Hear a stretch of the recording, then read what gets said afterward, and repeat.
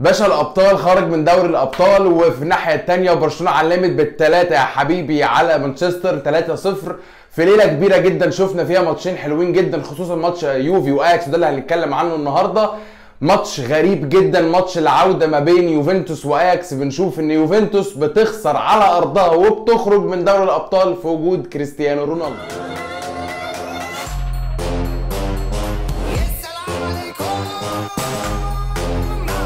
الرحمن الرحيم، وحلقه جديده ستوب اللعب معاكم عبد الغني، وعوده جديده لدوري الابطال النهارده. والغريب اللي حصل النهارده والماتش العالمي اللي احنا شفناه النهارده من اياكس ضد يوفنتوس، والماتش اللي كان مش متوقع تماما ان هو يحصل ده. قلنا امبارح في حلقه توقعات على يعني اكتر حاجه ممكن تحصل ان يوفنتوس تعدي، بس تعدي بصعوبه، وده اللي احنا شفنا النهارده عكسه تماما. سريعا كده نقول التشكيله بتاعه يوفنتوس النهارده. كانت موجوده في حراسه المرمى تشيزني، والغريب بقى اللي كان موجود وبدا بيه ديتشيليو. طب يعني ازاي ديتشيليو يبدا وكانسيلو عندك بره؟ المهم كان ديتشيليو موجود النهارده، وفي قلب الدفاع كان بونوتشي وروجيني، وعلى الشمال اليكس ساندرو. نص الملعب كان موجود بيانيتش اللي بيلعب ارتكاز. انا لغايه دلوقتي نفسي افهم ايه فكره بيانيتش ارتكاز. وعلى الشمال ماتويدي، وعلى اليمين برناردسكي. وفي الخط الامامي كان موجود ساقط تحتهم إيمري تشان، واثنين مهاجمين كريستيانو ديبالا. على الناحيه الثانيه احنا بنشوف اياكس بتلعب بشكل عبقري جدا وبشكل كبير جدا جدا جدا. بتبتدي كده ماتش ب 4-2-3-1، دي ليخت او ديربليند في قلب الدفاع، او كان من ديونج او فان دي بيك اللي في نص الملعب، هو حكيم زياش ونيرتش وتاديتش في خط الهجوم. صراحه الناس دي النهارده قدمت درس كويس جدا، والدرس ده كان واضح من ماتش ريال مدريد الاربعه اللي احنا خسرناهم وشلناهم، لكن كان باين برده في ماتش الذهاب بين يوفنتوس واياكس. وده اللي ما اتعلموش أليجري في الماتش الاولاني، وده اللي صعب الدنيا عليه، وده اللي احنا اتكلمنا فيه امبارح، ان أليجري صعب الدنيا على نفسه في الماتش الاولاني، والنتيجه كانت اللي حصلت النهارده وشفناها. الماتش بيبدا رتم سريع جدا من اياكس ومن يوفنتوس. اياكس هي اللي كانت ماسكه الكوره، واياكس اللي كانت مستحوذه اكتر على نص الملعب. طبعا ديونج وفان دي بيك هما الاثنين النهارده عملوا ماتش عالي جدا، خصوصا فان دي بيك. النهارده كانوا مسيطرين تماما ومتوهين بمعنى الكلمه بيانيتش وماتويدي. وكان برناردسكي اللي بيلعب لعيب، يعني يقول ايه، هو طرف في نص الملعب على اساس ان هو يرجع يسند مع ديتشيليو، على هم يقفلوا على جبهه نارس. والناحيه الثانيه كانت ميته تماما، اليكس ساندرو كان بيلعب تقريبا لوحده، وإيمري تشان كان تايه كده في النص، ورونالدو هو اللي كان بيتحرك هو وديبالا بعرض الملعب، وساعات بيبدلوا الادوار مع بعض. لكن احنا بدايه الماتش النهارده شفنا ان فعلا اياكس هي اللي ماسكه كوره. خطورتها على المرمى كانت مش قويه قوي زي يوفنتوس. الكوره اللي جت كورنر في اول 20 دقيقه او اول 25 دقيقه، رونالدو بيحط الكوره، والحكم النهارده كان عامل اداء عالي جدا مع الفار، تقريبا كان كاتب توكيل كده ان هو يرجع لهم 3 4 5 مرات. لكن بنشوف ان الناحيه الثانيه يوفنتوس كانت بتلعب على الاطراف اكتر حاجه، ومن الاخص ناحيه اليكس ساندرو قبل ما ينزل كانسيلو الشوط الثاني. وديتشيليو ساعات كان بيتقدم، لكن كانش بيزيد قوي علشان خاطر يقفل مع برناردسكي زي ما قلنا على جبهه نارس. لكن اللي كان بيحصل ان يوفنتوس كانت بتحاول تلعب على الهجمه المرتده من ناحيه الشمال. مسكوا كوره شويه الشوط الاول، لكن مش ده الاستحواذ اللي كان مبوظ الدنيا واللي كان مبوظ رتم يوفنتوس الماتش ده. اتنين، بيانيتش وماتويدي. ماتويدي بيلعب دوره مش دوره، احنا شفناه ساعات بيلعبوا مع فرنسا، لكن مش قادر النهارده فعلا يلعبه، خصوصا مع وجود السرعات الرهيبه اللي موجوده في نص ملعب اياكس. كان بيرمي ناحيه الشمال على اساس ان هو يسند مع اليكس ساندرو ويروح يلعب العرضيه كذا مره، كان هو اللي بيروح يلعب العرضيه من ناحيه الشمال. كان بيلاقي رونالدو صعوبه جدا في التعامل مع الكرات العرضيه في وجود دي ليخت. لكن على الناحيه الثانيه بنشوف ان اياكس بتلعب مرتاحه جدا، كانها بتلعب على ملعبها، بتلعب بكل هدوء، في ثقه ملهاش حل في ديونج وفان دي بيك. وعلى ناحيه اليمين حكيم زياش اللي عمل ماتش تحفه النهارده على اليكس ساندرو.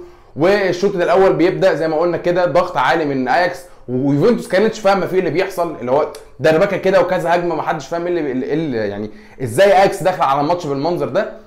كورنر اتلعب، جول 1-0 لليوفي. بنقلب على ماتش مانشستر وبرشلونه، لقينا ورجعنا تاني بعدها ب5 دقايق لقينا جول التعادل من اياكس في غفله تامه جدا جدا من بونوتشي اللي كان سرحان وسايب الواد يستلم الكره تحت رجليه وافتكرها اوف سايد وتتحط جون، بيبقى 1-1.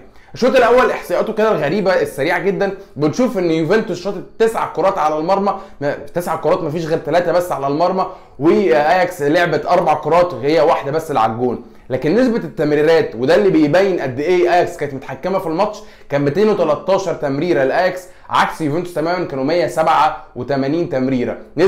نسبه نجاح تمريرات اياكس كانت واضحه جدا مقارنه بيوفنتوس في الشوط الاول، وده اللي حصل الشوط الثاني. لما نزلنا الشوط الثاني الضغط زاد اكتر على لعيبه يوفنتوس وعلى جماهير يوفنتوس، فبالتالي انت ما عندكش دكه اليجري، مانزوكيتش مصاب، كوستا مصاب، الاثنين مش موجودين. الحلول اللي عندك بره هو واحد بس اللي انت هتنزله، هو كانسيلو، وده اللي حصل، تبديل مركز بمركز، لكن غير كده هو مفيش. واكتشفنا ان هو بدا اصلا الشوط الثاني بان هو سحب ديبالا ونزل مويس كين. معرفش بقى ديبالا الكره اللي في الاخر كانت مع ديري بليند دي، هل دي كانت اصابه ولا هو خرج ديبالا عشان خاطر ديبالا ما كانش فايق ومش في يومه، وده اللي كان واضح اصلا من الشوط الاول. عموما هو فكره ديبالا ان هو يا جدعان ماتش النهائي مثلا قصاد ريال مدريد ما كانش باين قوي، الماتشات اللي كانت في النص النهائي ربع النهائي بتاعت السنه اللي فاتت قصاد ريال مدريد برده مش باين، ودي مشكله بيتعب عليها ديبالا في يوفنتوس، ان هو في الماتشات الثقيله بيختفي تماما.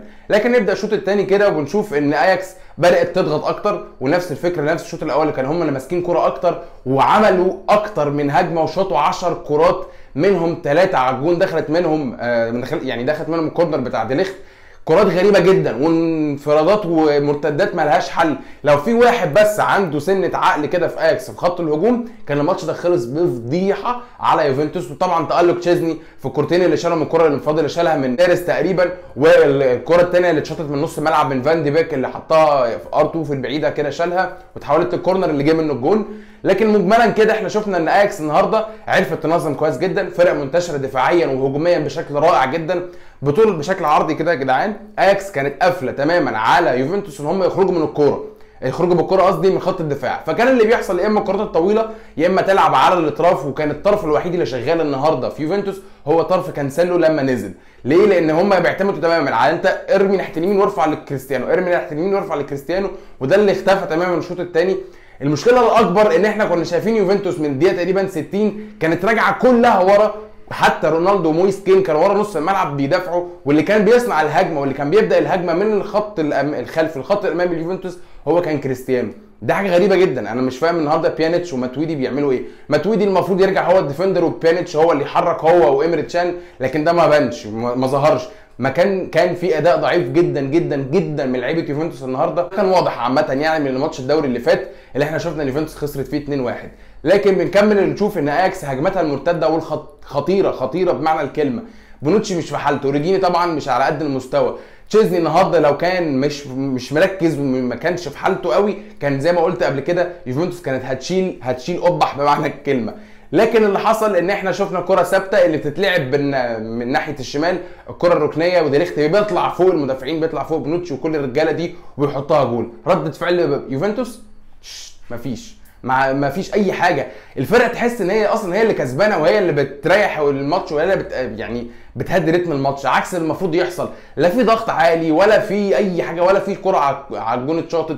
يوفنتوس الشوط الثاني شاطت 4 كرات بس مقارنه باياكس اللي شاطت 10 كرات. يوفنتوس الشوط الثاني ما خلقتش ولا فرصه محققه على الجون يوفنتوس خلقتها، لكن بنشوف اياكس خلقت 3 فرص على الجون، 3 فرص على الجون كان ممكن الثلاثه يخش جون، لولا زي ما قلت ان مره نيرس في الكعب تحت رجليه، مره يبصوا اكثر زياده عن اللازم في السته. حتى الجون اللي جابه حكيم زياش اللي اتلغى اوفسايد ده مش اوفسايد، في ضربه جزاء ليوفنتوس في اخر الماتش تقريبا كده، في ضربه جزاء على ديري بليند في اخر الماتش، بس كانت خلاص الدقيقه 90 وكان الحكم حسب دقيقتين ورجع مره واحده لها 3 دقائق على التلفزيون. دوري الابطال كده مع السلامه رونالدو، مع السلامه يوفنتوس. مفاجاه البطوله فعلا اياكس قدمت عرض عالي جدا جدا جدا ضد يوفنتوس. مستنيين بكره ايه اللي هيحصل قصاد سيتي، يعني ماتش سيتي وماتش توتنهام بكره هتلاعب بالكسبان منهم. اعتقد ان الماتش اللي هيوصل فيه النهائي اعتقد بنسبه 60%، وخدوا الكلمه دي مني، اياكس تبقى موجوده في النهائي. ليه؟ لان احنا شايفين فرقه منظمه دفاعيا، منظمه في نص الملعب، منظمه في خط الهجوم كويس جدا، بس ناقصها زي ما قلت اللي يخلص. ولو عندهم واحد محترف بيخلص فعلا قدام الجون الفرقه دي هتطلع كسبانه بسكورات محترمه من الماتشات الثقيله اللي بتلعبها. لا فرقه بتخاف ولا لعيبه بتخاف، عندهم مدرب مركز مع الفرقه كويس جدا، عندهم لعيبه حاطين هدف في دماغهم. اللي كان بيقولوا بقى ان اياكس هتبقى خايفه من الدوري عشان صراعها في الدوري في هولندا فهتقع في دوري الابطال، اهو اللي حصل ان هم عدوا في دوري الابطال بشكل ممتاز جدا بعرض عالي جدا جدا قصاد اليوفنتوس. النهارده احنا بنشوف فرقه فعلا تستحق الاشاده وتستحق ان هي توصل حتى للنهائي. لكن في الاول وفي الاخر ده رايي الشخصي، ما هو راي حضراتكم. انا قلت امبارح ان يوفنتوس هتصعد وبرشلونه هتصعد، جلت معايا في يوفنتوس بس ما جلتش معايا في برشلونه.